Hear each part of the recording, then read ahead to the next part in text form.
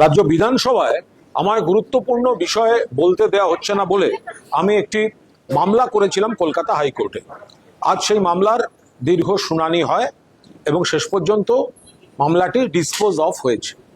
কিন্তু আমি এখানে খুব স্পষ্টভাবে বলতে চাই যে স্ট্র্যাটেজিক কারণে এই মামলাটি করা, আমি আমার আইনজীবীদের কাছ থেকে যা খবর পেয়েছি তাতে 100% আমরা সফল। কারণ এটা একটা বিরাট বিতর্ক ছিল যে পরিষদীয় বিষয়ে আদালত হস্তক্ষেপ করতে পারেন কি পারেন না, সাধারণভাবে পারেন না, এবং এ ব্যাপারে একটি 212 বা এই ধরনের একটি ধারাও আছে, এগুলো আমরা জানি।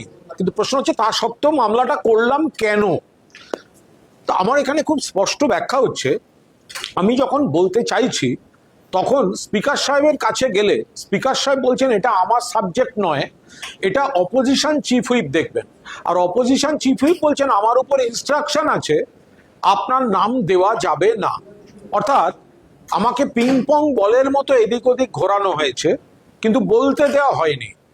আমার একটা জিনিস জানার দরকার ছিল যে কে অথরিটি, কে আমাকে বলতে দিচ্ছেন না। তো আজকে কোর্টের রায় আমার মামলাটি ডিসপোজ অফ করার সময় যে রায়টি হয়েছে তাতে স্পেসিফিক্যালি মহামান্য কলকাতা হাইকোর্টের বিচারপতি জানিয়েছেন যে আমি আমার বক্তব্য স্পিকারকেই বলবো, অর্থাৎ স্পিকার ইজ দ্য চেয়ার।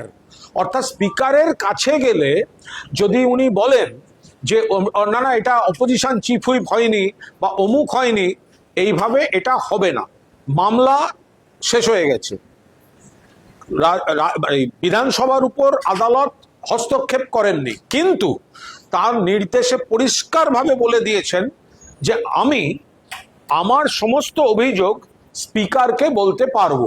অর্থাৎ স্পিকার সাহেবের কাছে আমি আবার আমার যে বক্তব্যগুলো সেগুলো আমি জানাবো।